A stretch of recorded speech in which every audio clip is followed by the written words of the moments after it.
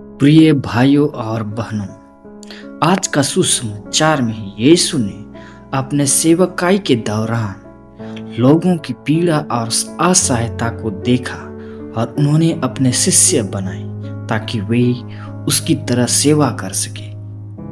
इस चिंतन में हम यीशु के दृष्टिकोण और कार्यों को समझने का प्रयास करेंगे और यह देखेंगे कि यह हमें किस प्रकार से प्रेरित करता है। सुसमाचार में हम देखते हैं कि यीशु की करुणा और लोगों की स्थिति को प्रदर्शित किया गया है। सुसमाचार में लिखा हुआ है, तब यीशु नगर नगर और गांव गांव घूमकर उनकी सभाओं में उपदेश देते थे और राज्य का शुभ समाचार सुनाते हुए हर रोग और हर बीमारी का इलाज करते थे। यीशु ने जिस तरह से कार्य किया वह हमें उनके करुणा और प्रेम का परिचय देता है। वे केवल शारीरिक उपचार के लिए नहीं बल्कि आत्मिक और मानसिक उपचार के लिए भी आए थे। वे जानते थे कि लोग धर्म और मानसिक शांति की खोज में हैं और उनका दिल करुणा से भरा हुआ था। जब यीशु ने लोगों को देखा तो उन्हें आलसी और असहाय कहा। यह शब्द यह संकेत करते हैं कि लोग जीवन में कठिनाइयों और समस्याओं के कारण खोए हुए थे। वे धर्म और समाज के बोझ तले दबे हुए थे और उन्हें मार्गदर्शन की आवश्यकता थी। यह हमें यह सोचने पर मजबूर करता है कि क्या हम अपनी जिंदगी में और दूसरों की जिंदगी में ऐसे ही करुणा और सहानुभूति का अनुभव करते हैं। आज हमें सोचने की जरूरत है। सुसमाचार में यह भी देखा गया है कि प्रेरितों को भेजना। यीशु सुसमाचार में कहते हैं, तब उसने अपने शिष्यों से कहा, मकान भरने के लिए बहुत से लोग हैं पर काम करने वाले कम हैं। इसलिए आप लोग खेतों में मालिक से प्रार्थना करो कि वह अपने खेतों में काम करने वालों को भेजे। यीशु ने यह सत्य स्वीकारा कि दुनिया में बहुत से लोग जो उपदेश और सेवा के लिए तैयार हैं, लेकिन सेवक बहुत कम हैं। इस प्रकार उसने अपने शिष्यों को आदेश दिया कि वे प्रार्थना करें कि और अधिक लोग सेवा में आएं। यह हमें यह समझाता है कि संसार में बदलाव लाने के लिए हमें सक्रिय रूप से भागीदारी करनी चाहिए।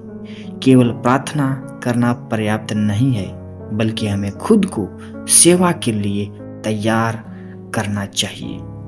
सुसमाचार में शिष्यों को अधिकार देना मतलब कि यीशु ने अपने शिष्यों को बुलाकर अपना अधिकार देते हैं और वह अधिकार क्या है देखते हैं। तब यीशु ने 12 शिष्यों को बुला लिया और उन्हें अशुद्ध आत्मा पर अधिकार दिया कि वे उन्हें बाहर निकालें और हर रोग और हर बीमारी को ठीक करें। यीशु ने अपने शिष्यों को शक्ति और अधिकार दिया। यह सिद्ध करता है कि केवल खुद यीशु ही नहीं बल्कि उसके शिष्य भी उसका कार्य जारी रख सकते हैं। यह हमें यह शिक्षा देता है कि भगवान हमें भी सेवा करने के लिए आशीर्वाद और शक्ति प्रदान करता है। हमें इस शक्ति का उपयोग न केवल अपने लिए बल्कि दूसरों के लिए भी करना चाहिए। यहाँ यीशु ने अपने 12 शिष्यों को नाम से बुलाया और उन्हें विशेष अधिकार दिए। उनका उद्देश्य यह था कि वे संसार में अच्छाई फैलाने और लोगों की मदद करने के लिए तैयार रहें। यह सुसमाचार हमें यह सिखाता है कि जब हम प्रभु के कार्यों में भागीदारी करते हैं तो हमें अपनी भूमिका को गंभीरता से समझना चाहिए। सुसमाचार में हम देखते हैं कि शिष्यों को निर्देश देना। यीशु ने अपने शिष्यों को बुलाया और वह अधिकार दिया कि सभी बीमारों को चंगा करें और शैतानों को, जो अब दूत है, बुरे आत्मा है, उनको लोगों से निकाले और उसके बाद शिष्य को निर्देश देते हैं कि उन्हें क्या करना चाहिए।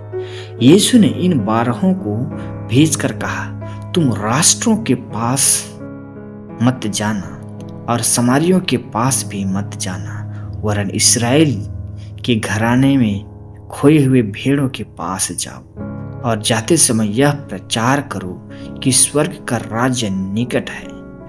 रोगियों को ठीक करो, मरे हुए को जिलाओ, कोढ़ियों को शुद्ध करो, दुष्ट आत्मा को बाहर निकालो। तुम निःशुल्क प्राप्त किए हो और निःशुल्क दे दो।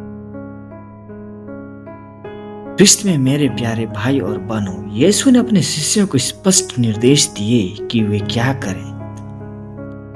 उन्हें सबसे पहले यह बताना था कि स्वर्ग का राज्य निकट है और साथ ही साथ उन्हें लोगों के जीवन में सुधार लाने के लिए इलाज और उपचार देना था। यह सुसमाचार हमें यह सिखाता है कि प्रचार और सेवा का उद्देश्य केवल आत्मिक उद्धार तक सीमित नहीं होना चाहिए, बल्कि शारीरिक, मानसिक और सामाजिक भलाई के लिए भी होना चाहिए। यीशु का यह निर्देश यह भी दिखाता है कि हमें अपनी सेवाओं का कोई मूल्य नहीं रखना चाहिए। जैसे हमने निःशुल्क प्राप्त किया है, वैसे ही हम दूसरों को भी मुफ्त में देना चाहिए। यह आत्मत्याग और सेवा का उत्तम रूप है। ख्रिस्त में मेरे प्यारे भाइयों और बहनों, आज के इस सुसमाचार में यीशु का कार्य और शिष्य को दिए गए निर्देश में यह सिखाते हैं कि संसार में सेवा का कार्य केवल एक धार्मिक कर्तव्य नहीं है, बल्कि यह समाज के कल्याण और उद्धार का एक रास्ता है। यीशु ने जिस तरह से करुणा, प्रेम और सेवा का उदाहरण प्रस्तुत किया था, वह हमें भी प्रेरित करता है कि हम भी अपनी जिंदगी में इन गुणों को अपनाएं। हमें यह समझने की आवश्यकता है कि सेवा केवल शब्दों से नहीं बल्कि कार्यों में दिखनी चाहिए। हमें प्रभु की तरह लोगों की मदद करनी चाहिए और उन्हें दिखाना चाहिए कि स्वर्ग का राज्य वास्तव में निकट है और वह हमारे बीच में। ख्रिस्त में मेरे प्यारे भाई और बहनों, आइए हम यीशु ख्रिस्त के वचनों पर चलें और उसके वचनों को अपने जीवन में लागू करें कि स्वर्ग का राज्य निकट है और उस राज्य में हमें प्रेम और सेवा की भावना, सद्भावना की भावना के साथ में समाज में जीना चाहिए।